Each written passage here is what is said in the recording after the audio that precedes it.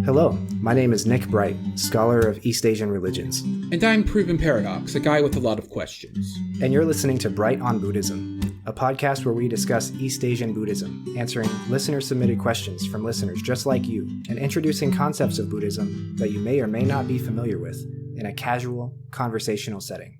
Enjoy.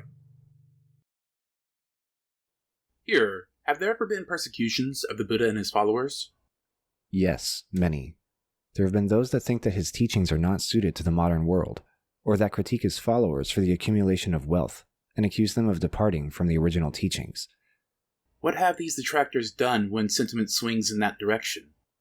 They have defrocked monks, closed or destroyed temples, publicly spoken against the Buddha's teaching, and even touted the superiority of other ways of thinking and doing.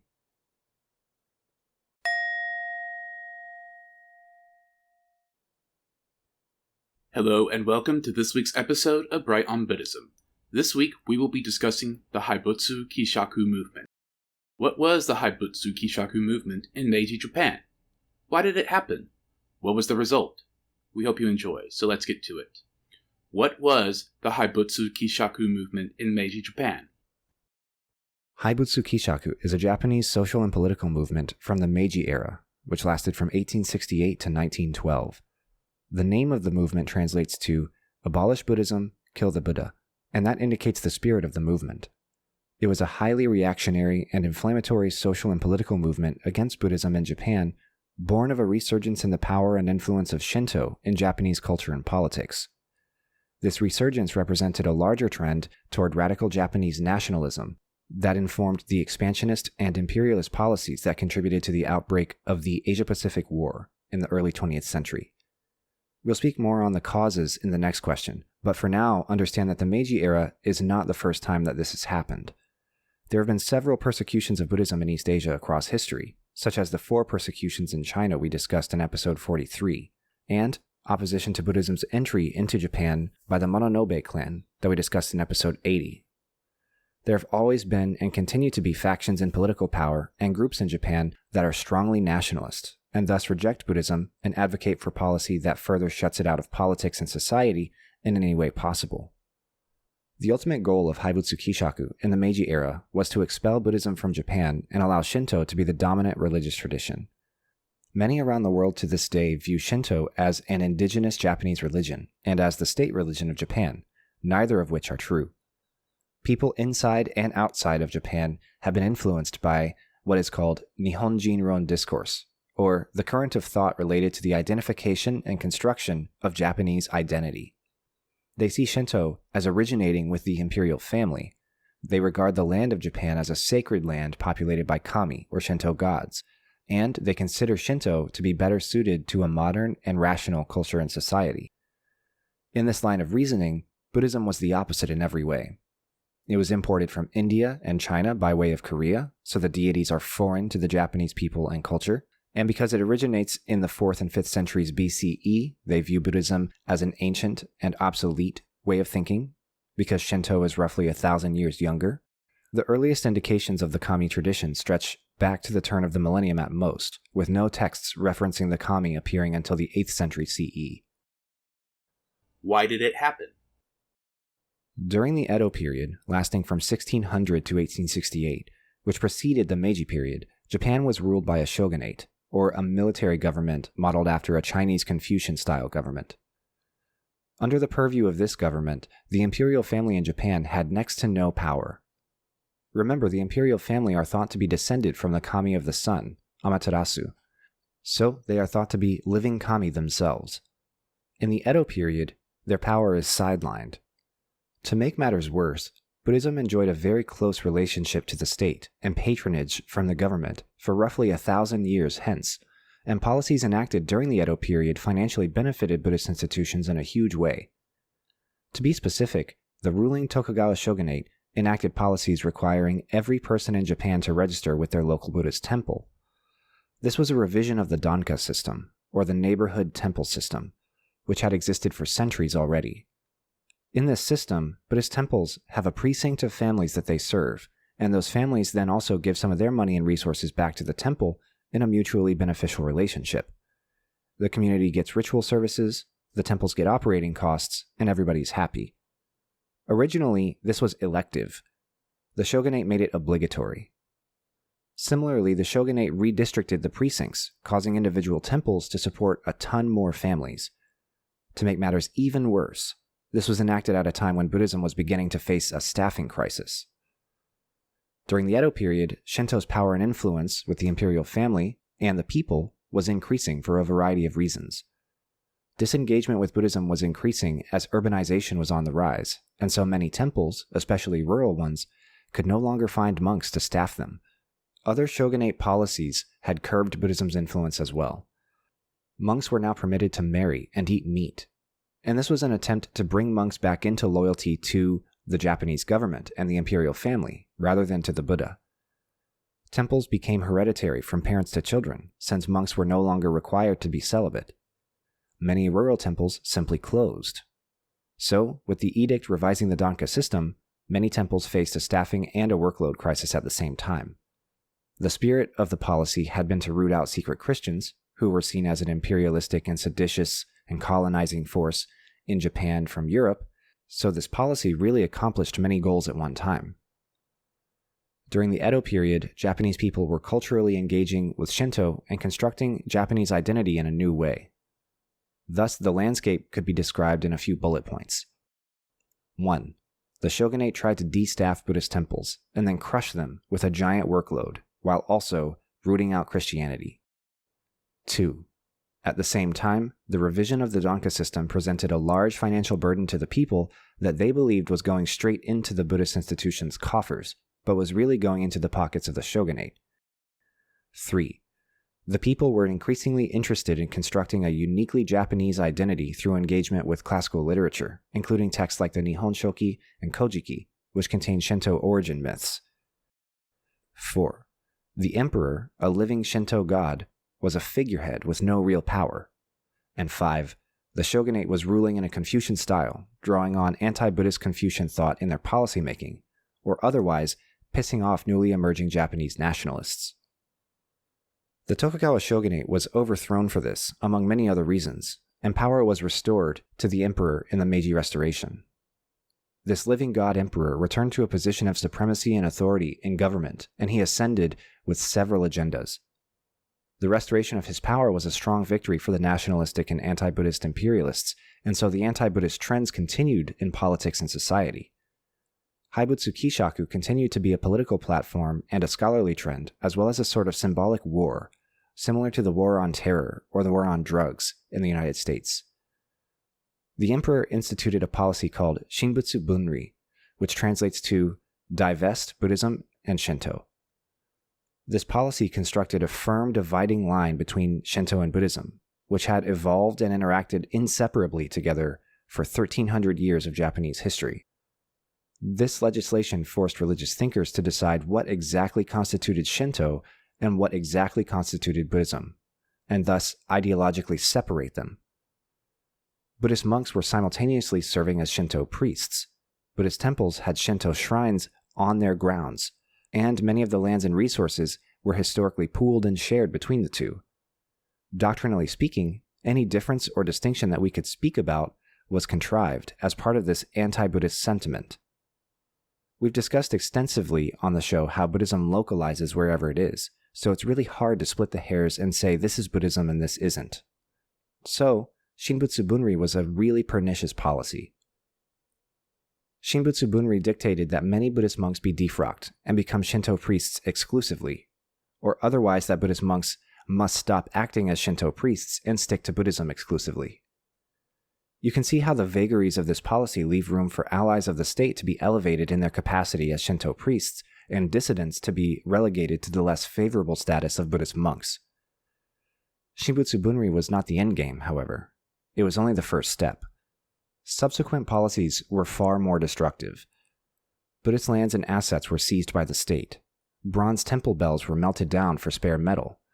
Nearly all Buddhist wealth and treasure padded governmental coffers to fund this expensive regime change. On a societal level, anti-Buddhist sentiment boiled over into full-blown riots. Sutras, mandalas, wooden statues, temple buildings themselves, and more were burned and destroyed. There are estimates that as many as 40,000 temples across Japan were destroyed outright between 1868 and 1874. That was about 40% of all Buddhist temples in Japan at the time. Every monk was defrocked and reassigned to a different temple from those destroyed temples. All relics were destroyed or seized by the state. Everything else at the temple site was simply just destroyed. The damage was massive. Because of this combination of factors, many scholars argue that Japanese Buddhism was near total extinction during this time period. Now, you may be thinking, 40% is a lot, but what about the remaining 60%? On the one hand, we should note that 40% of temples were destroyed. That's to say nothing of the temples that simply closed because of the staffing crisis I mentioned earlier. Furthermore, it wasn't 40,000 of the smallest and least important temples. Many temples that were destroyed and closed were very important and provided crucial ordination platforms and pipelines for the major sects of Buddhism in Japan. Kofukuji in Nara, as an example, was crucial in Japanese history since its founding. It was the tutelary family temple of the Fujiwara clan, the most powerful clan in Japan during the 8th through 12th centuries. Even as the Fujiwara clan's power was eclipsed in the 13th century, they remained incredibly wealthy and powerful, and still even do to this day. You would think that their tutelary temple, Kofukuji, would remain powerful and wealthy as well. Well, this temple was wiped entirely off the map. Monks were defrocked, 3 treasure halls were emptied of their valuables and destroyed, and it only exists today as a reconstruction. Kofukuji had been one of the most important ordination platforms for Keigon Buddhism. Now, it's a Hosso, or Yogacara, temple. The reason that haibutsu kishaku boiled over in the Meiji era was because the nationalistic scholarly and literary trends observed in the Edo period were exacerbated by Emperor Meiji's agenda to modernize and westernize Japan. Listeners may be familiar with the sakoku policies, or the closed border policies of the Edo period. During the Edo period, free travel across the borders in any direction was prohibited. This lasted for about 250 years. Emperor Meiji, under pressure from the US, reopened foreign relations in Japan and had ambitions to put Japan back on the map. He wanted to establish the country as a legitimate player on the world stage industrially and politically, on par with Western powers like the US, Britain, and Germany. This was part of the sentiment that led to the imperialistic activity and contributed to the outbreak of not just the Asia-Pacific War, but also the 2 Russo-Japanese Wars and the 2 Sino-Japanese Wars. In addition, it contributed to the light-speed industrialization of Japan. Railroads and factories were built, corporations grew, urbanization exploded, a nationalistic education system was standardized, Japanese language was standardized and defined and taught nationwide, etc. This process was driven by a strongly modernist sentiment that pervaded all the way up to the top levels of Japanese government and down to the levels of the everyday public.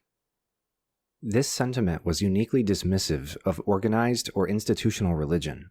People eschewed Buddhism, critiquing it as being irrational, obsolete, and not suited to the modernization of and the cosmopolitanization of Japan. Shinto was thought to fit into the modern world better because it's not organized like Buddhism. There are no central texts, there are no doctrinal rules and moral exhortations for how to live, and the rituals that it contributed to society were socially and politically relevant to the moment of history that Japan found itself in. Similarly, sacred spaces were more flexibly defined.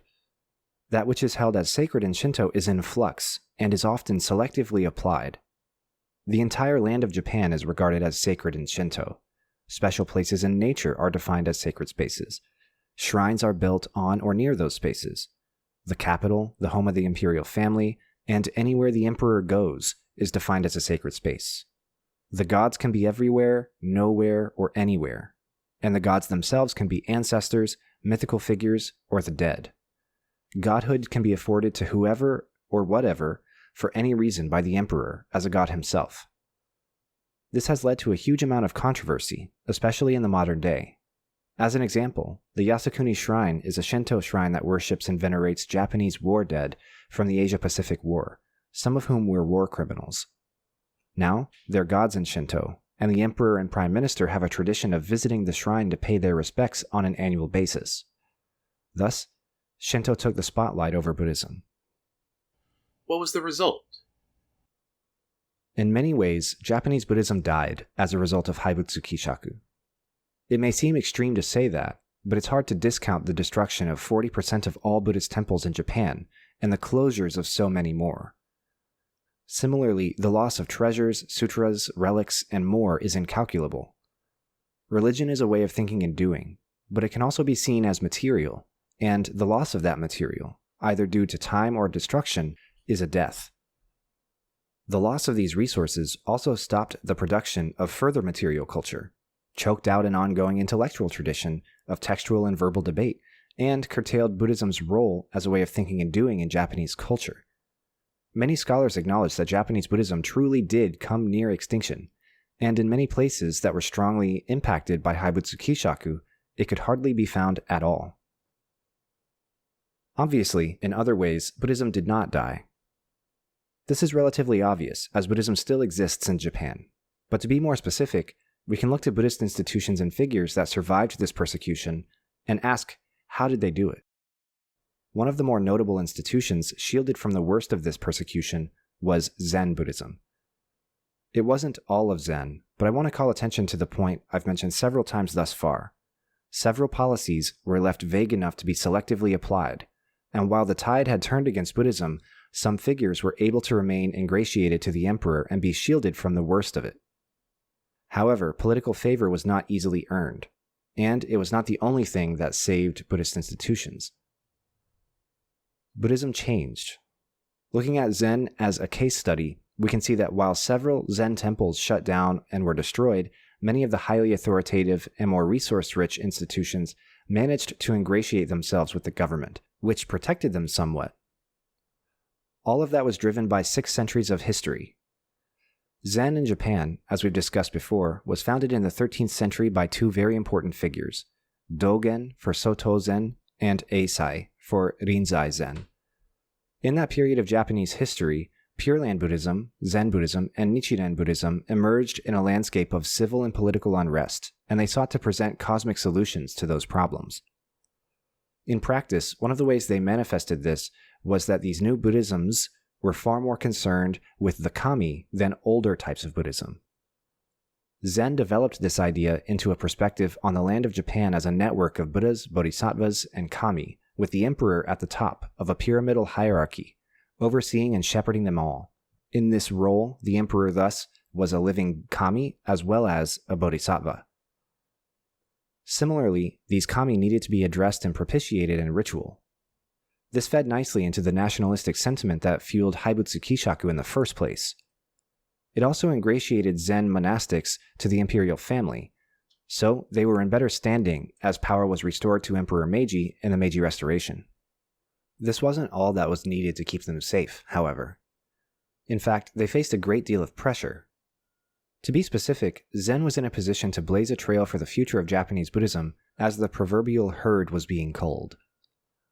To move forward, they doubled down on the nationalism and pro-imperial sentiment. The role of Zen as a party in political, social, and military affairs in the early part of the 20th century is well documented in a number of sources, many of which will be listed in the references in the show notes. Another facet is that many Buddhist institutions found new life in lay-oriented new religious movements, many of which we've discussed on the show, like Risho Koseikai, Soka Gakkai, and several more. These NRMs, too, were founded with a very nationalistic ethos, and they presented themselves as modernized and modernizing alternatives to old-school Danka Buddhism.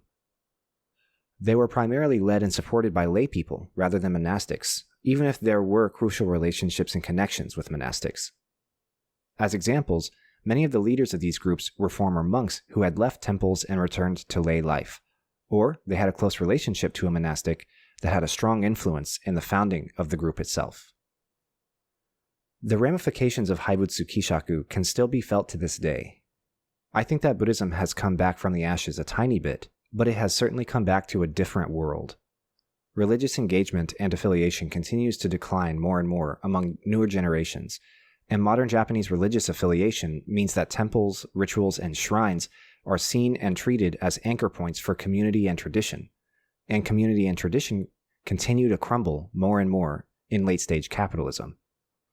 People can no longer afford to start families, they no longer have as much time or money to patronize Buddhist temples, they are less and less interested in religious engagement and are finding entertainment and community, for better or worse, in different spaces, and Buddhism in Japan is still reckoning with these changes. We'll see how it's navigated. Only time will tell. We hope you learned a lot from this discussion of the haibutsu kishaku movement. Join us next week where we will be discussing the life of Kukai. Who was Kukai? What were some of his views, works, and accomplishments? What is his significance to East Asian Buddhism?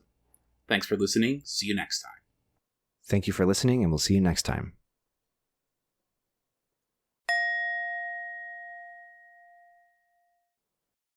Hi, Nick here, and you've been listening to Bright on Buddhism. Normally at this point in the episode, we would throw to a charity that we think that is deserving of your money or your support.